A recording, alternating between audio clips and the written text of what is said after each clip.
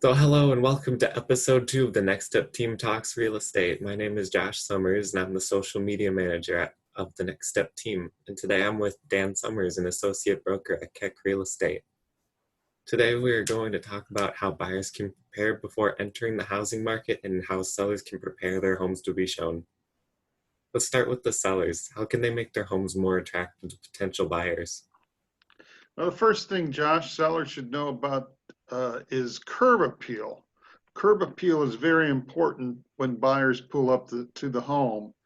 The condition of the front yard and the house make that critical first impression that the buyers will have of the home. These impressions are very important to forming a buyer's opinion before they even enter the house. That's why you have to prepare for showings. Sellers should keep the front lawn mowed, pull weeds if you have weeds in your flower boxes or your flower garden, pull those weeds out. Uh, Take a look at the front door if it's all scratched up from the pets or have handprints from the kids and all of that. Clean that door up. And if it needs to be painted, go ahead and paint it. Repair the mailbox if it's broken. Uh, if your address is looking shabby like mine is on my house, might be time to replace that just to make it look good to a potential buyer. Just generally tidy up the front yard and keep it that way during the time that you will be showing the house, right up until the time it closes.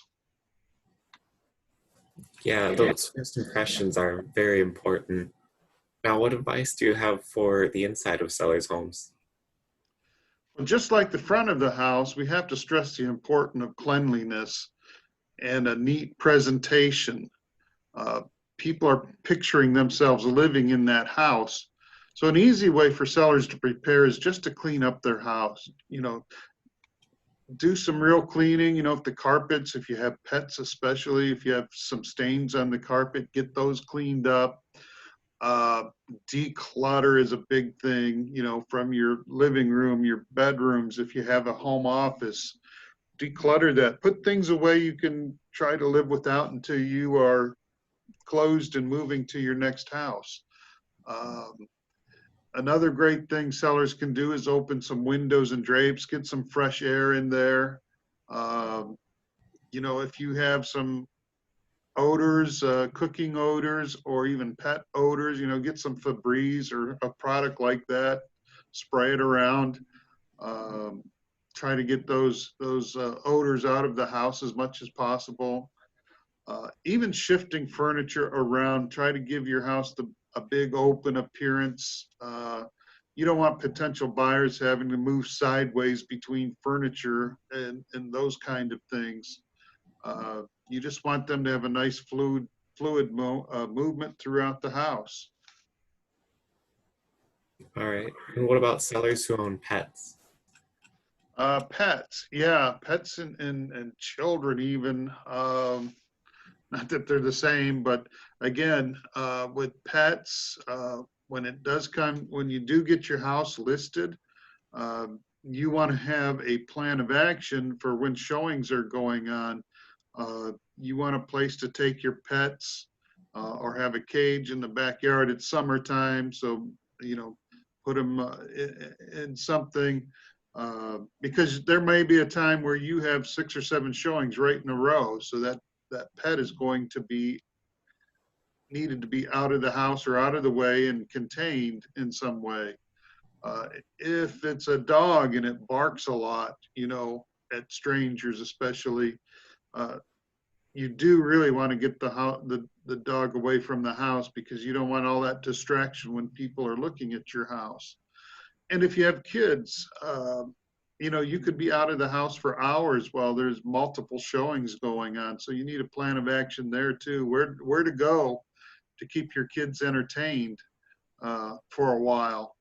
Uh, so again, if you have the backyard, clean up the backyard because people always want to walk through the backyard, check out the garage, check out the lawn in the back. So clean up any pet occurrences out there to say say that. And that should cover pets and children. But again, something else you need to do before selling your house, before putting it on the market, you need to focus on why and how fast you need to sell. This will play a role into how to set your pricing. You may have already looked online at Zillow or Realtor.com or Homes.com or any one of those public sites and seen what their estimate of your house value is. Those aren't always the most accurate. In fact, if you do all three of the ones I mentioned, you may get three different prices. But remember, those places work on algorithms based on data that they have, whether that data is current or not. You really want to get a good realtor involved where they can come out, see your house, see what improvements you've made, if you've updated the kitchens or the bathrooms or it's freshly painted, what's the age of the roof, what's the age of the mechanicals, what condition are they in.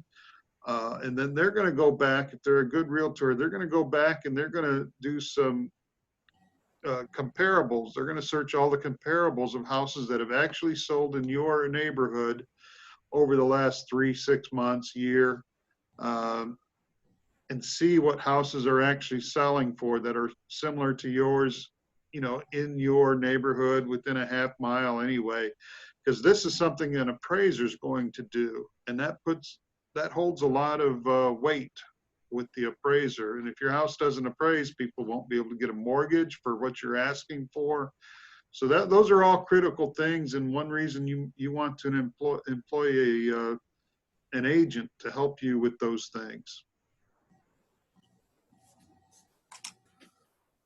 All right, now that we have an outline of what sellers should think about, why don't we talk about potential buyers? It can be challenging for first-time buyers to enter the market with no experience. What advice can you offer them to prepare for the monumental decision to buy a house? Okay, yeah, you're right, especially for first-time buyers. Some things they need to know, and we're recording this on June 11th, 2020. Right now, it is still a seller's market. There's a lot more buyers than there are sellers. So there's a lot of times multiple bids on a house, so you have to be really competitive. Uh, so, you have to make sure you're saving, just save, get money in the bank. Other people will tell you, well, you can always ask for concessions. And that's mostly true in different times. But right now, when it's so competitive, sellers don't have to do concessions. So if you're dependent on concessions to pay your closing cost, you're going to be looking a lot longer and a lot harder than people that have money in the bank that can cover their own closing costs. So just keep that in mind, be prepared. I'm not saying it's impossible, but it's difficult right now. I'm representing some buyers right now where they've offered on a couple of houses, but they need concessions and they're getting outbid by people that have saved money and put it in the bank. And so they can cover their own costs. So that's a very important thing. You want to get pre-approved. If you don't have the cash to buy a house and you're going to use a mortgage, you need to get pre-approved. And we can suggest several great lenders that we have worked with and worked with well. The reason you want to get pre-approved is, first of all, we need to know what your budget is when we're looking for houses, and we need to know what type of financing.